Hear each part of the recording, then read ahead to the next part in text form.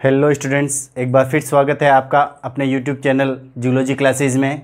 आज हम आपके लिए लेकर आए हैं सेल बायोलॉजी का एक महत्वपूर्ण टॉपिक न्यूक्लियस,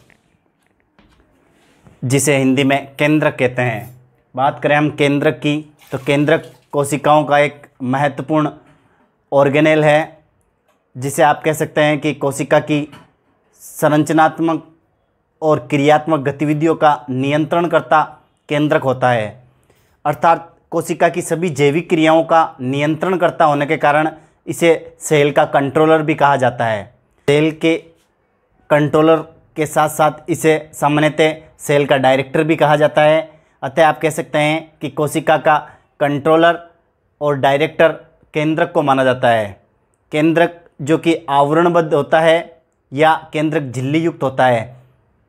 हम बात करते हैं केंद्रक के बारे में कुछ की पॉइंट्स की। सबसे पहले बात करते हैं केंद्रक शब्द की उत्पत्ति ग्रीक भाषा के एक शब्द से हुई है, जिसे कैरियन कहा जाता है। अर्थात कैरियन शब्द से केंद्रक की उत्पत्ति मानी जाती है। केंद्रक संबंधित अध्ययन कैरियोलॉजी कहलाता है। अर्थात केंद्रक से रिलेटेड स्टडी जिस ब्रांच में की जाती है उसे हम कैरियोलॉजी कहते हैं, जो कि सेल बायोलॉजी के अंतर्गत आती है।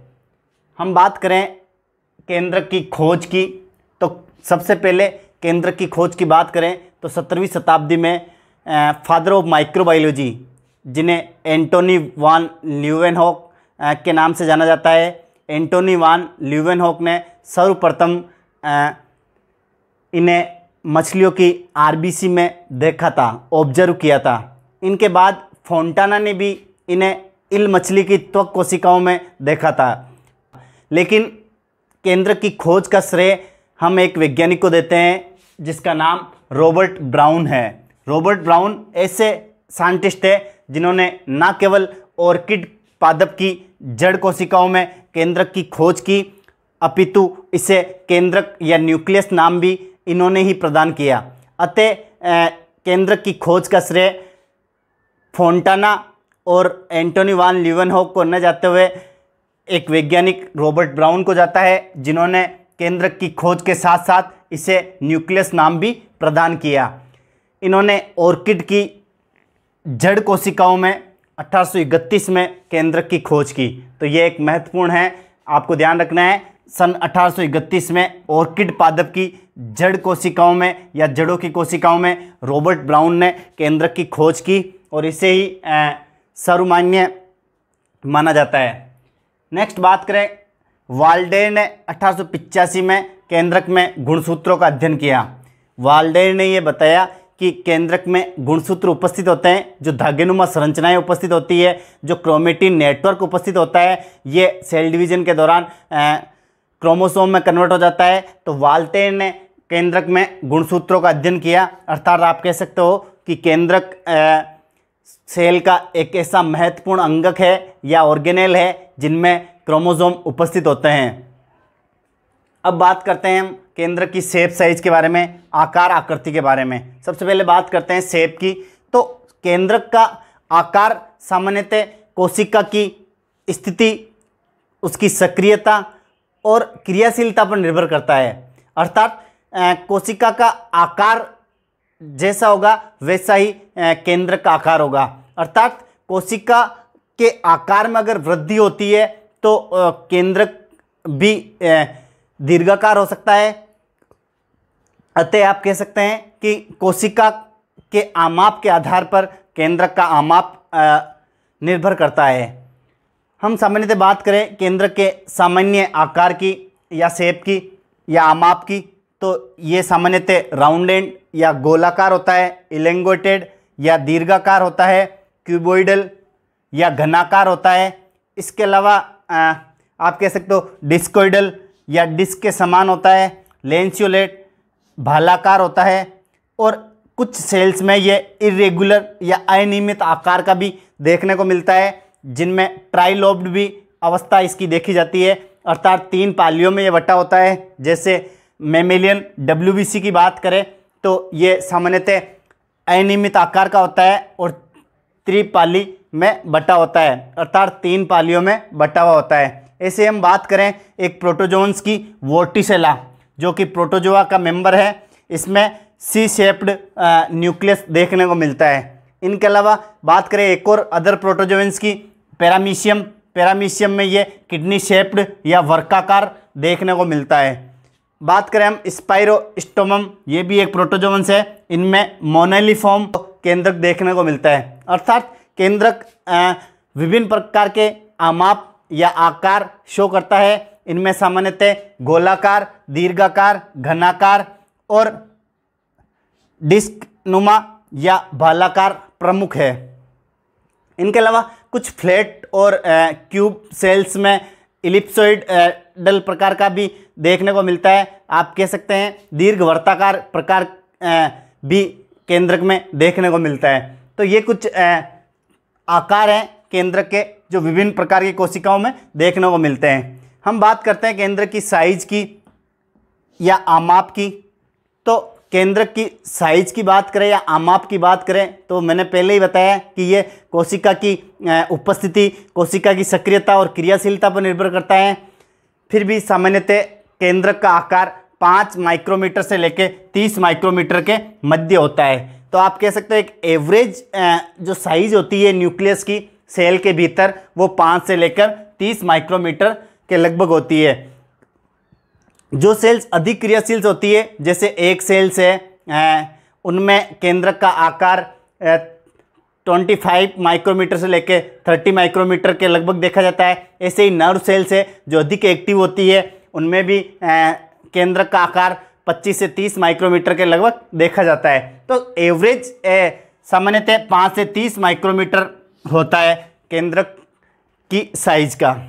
जैसा कि मैंने बताया केंद्रक का आकार कोशिका की स्थिति, इसकी संरचना और क्रियाशीलता के साथ साथ आंतरिक परिस्थिति और वातावरण पर निर्भर करता है।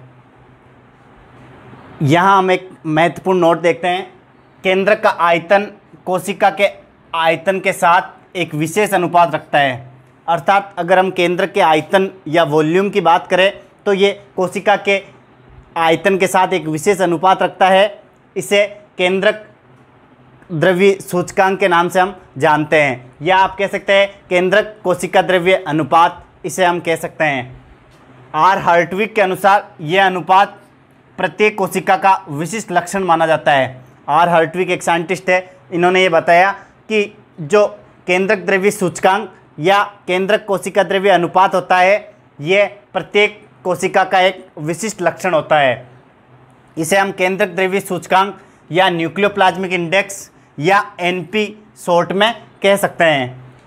इसे निम्न फॉर्मूले के द्वारा समझा जा सकता है। एनपी मतलब nucleoplasmic index equal to NN upon VC minus VN।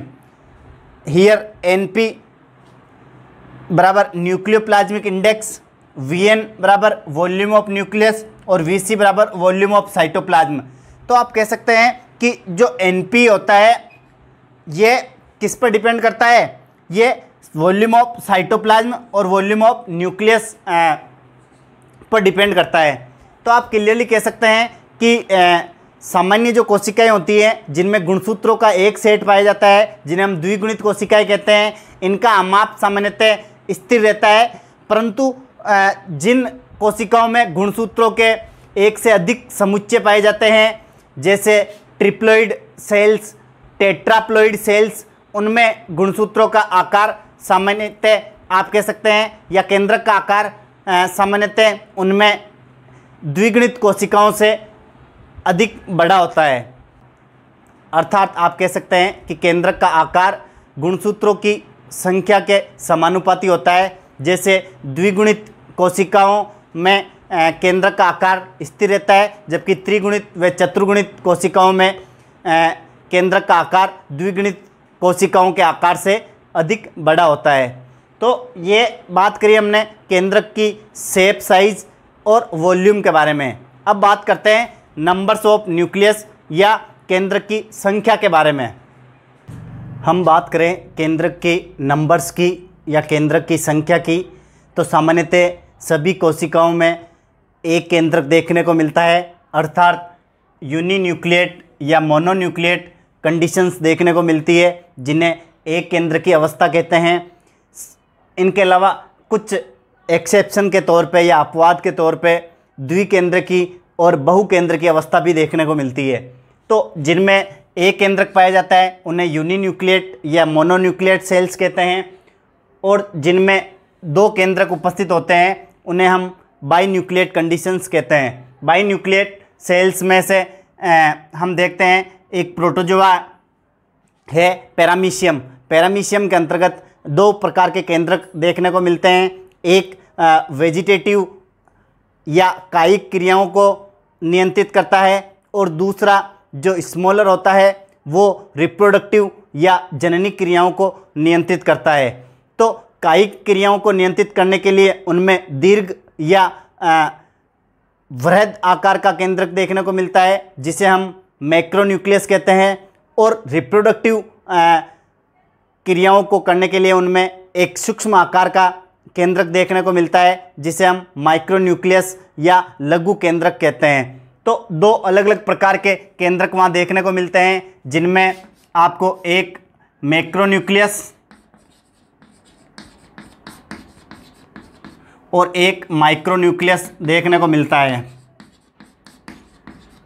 ये भी एक महत्वपूर्ण है कि मैक्रोन्यूक्लियस दीर्घ या वृहद आकार का होता है, जो कि वेजिटेटिव क्रियाओं को नियंत्रित करता है, अर्थात सेल्स की कायिक क्रियाओं को नियंत्रित करने के लिए उनमें दीर्घ केंद्रक उपस्थित होता है, और सेल्स की रिप्रोडक्टिव या जननी क्रियाओं को नियंत्रित करने के लिए उनमें माइक्रोन्यूक्लियस या लघु आकार का केंद्रक देखने को मिलता है। हम बात करें मल्टीन्यूक्लिएट सेल्स की, तो ऐसी कोशिकाएं जिनमें दो या दो से अधिक केंद्रक देखने को मिलते हैं उन्हें हम मल्टीन्यूक्लिएट सेल्स कहते हैं या बहुकेंद्र की प्रावस्था कहते हैं।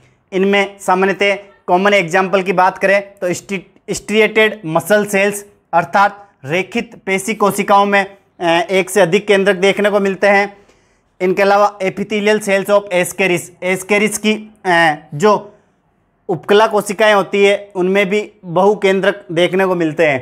हम बात करें दो या दो से अधिक केंद्रकों की स्थिति की, तो ये सामान्यतः दो कंडीशंस में देखने को मिलती है, जिन्हें हम कहते हैं सिंसाइशियल और सिनोसाइड्स। सिंसाइशियल अवस्था की बात करें तो सिंसाइशियल अवस्था कोशिकाओं के संलयन से उत्पन्न होती है, अर्थात सेल्स जब आपस में फ्यूज्ड होती है तो सिंसाइशियल या सिंसाइशियम कंडीशन देखने को मिलती है।